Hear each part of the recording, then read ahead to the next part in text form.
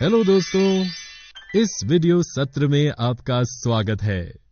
इस सत्र में हम जिस विषय को कवर करने जा रहे हैं वो है उपचयन एवं अपचयन अभिक्रियाएं, ऑक्सीडेशन एंड रिडक्शन रिएक्शंस।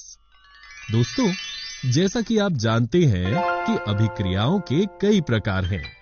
उपचयन एवं अपचयन अभिक्रियाओं के प्रकार हैं जिनका हम अध्ययन करने वाले हैं।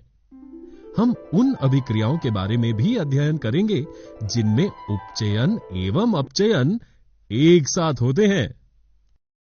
आइए पहले उपचयन अभिक्रिया ऑक्सीडेशन रिएक्शन क्या है इसके विषय में जानते हैं। उपचयन का सीधा सीधा अर्थ यह है कि ऑक्सीजन की वृद्धि या हाइड्रोजन का ह्रास, गेन ऑफ ऑक्सीजन और लॉस ऑफ हाइड्रोजन। तो हम उपचयन अभिक्रिया को कैसे परिभाषित करते हैं? ऐसी अभिक्रिया जिसमें किसी पदार्थ में ऑक्सीजन की वृद्धि या हाइड्रोजन का ह्रास होता है, उपचयन अभिक्रिया ऑक्सीडेशन रिएक्शन कहलाती है। आइए इसे हम अधिक विस्तार में एक क्रियाकल्प के द्वारा समझें। एक चाइना डिश में 1 ग्राम कॉपर चूर्ण लेकर उसे गर्म करें। आप क्या देखते हैं? कॉपर चूर्ण की सतह पर कॉपर ऑक्साइड की काली परत चढ़ जाती है। लेकिन ये काला पदार्थ क्यों बना? ये कॉपर ऑक्साइड बनने के कारण होता है। कॉपर ऑक्साइड कॉपर में ऑक्सीजन के योग से बना है। अभिक्रिया के समय कॉपर में ऑक्सीजन की वृद्धि हुई है, इसलिए हम कह सकते हैं कि इस अभिक्रिया में कॉपर का उपचयन, ऑक्सीडेशन हुआ है और इसलिए यह अभिक्रिया एक उपचयन अभिक्रिया, ऑक्सीडेशन रिएक्शन है।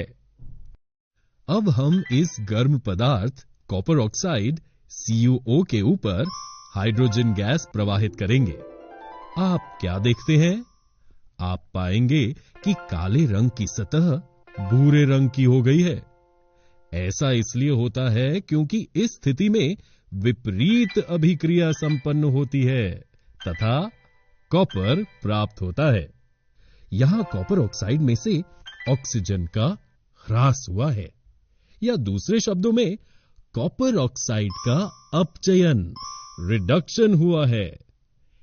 ऐसी अभिक्रियाएं जिनमें किसी पदार्थ से ऑक्सीजन का ह्रास होता है, अपचयन अभिक्रियाएं, रिडक्शन रिएक्शन कहलाती हैं।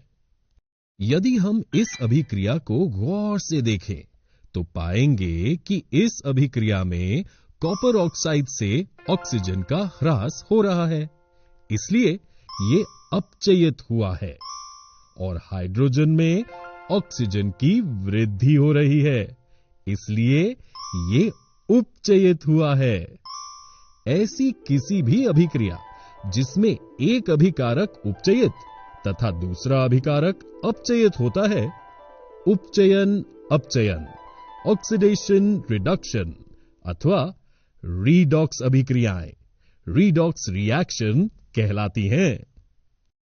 आइए अब हम अपचयन अभिक्रियाओं के बारे में जानें।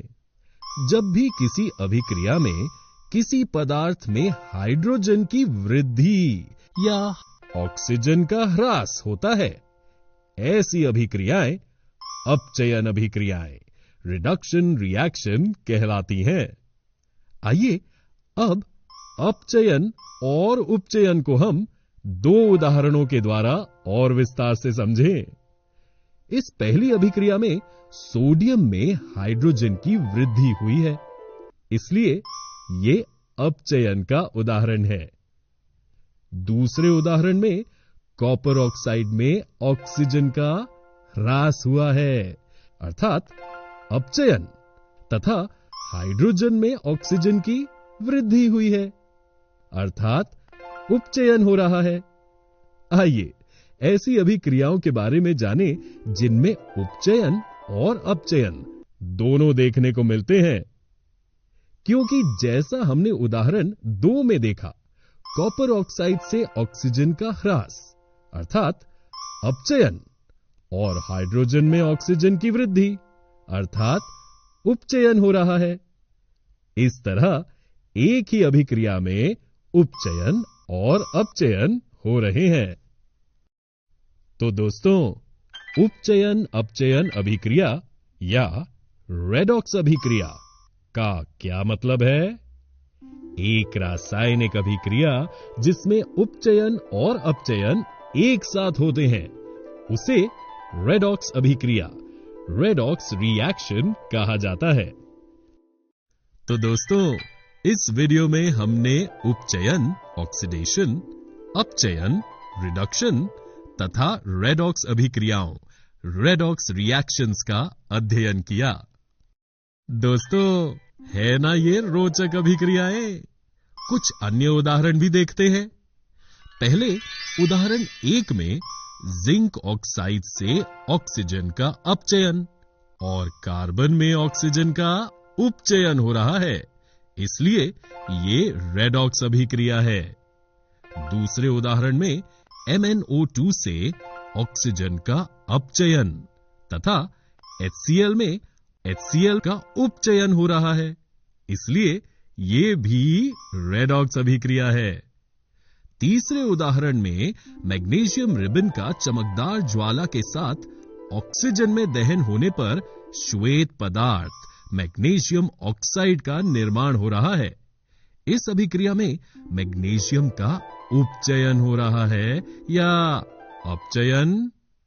जी हां, क्योंकि मैग्नीशियम में ऑक्सीजन की वृद्धि हो रही है, इसलिए हम कह सकते हैं कि मैग्नीशियम का उपचयन हुआ है।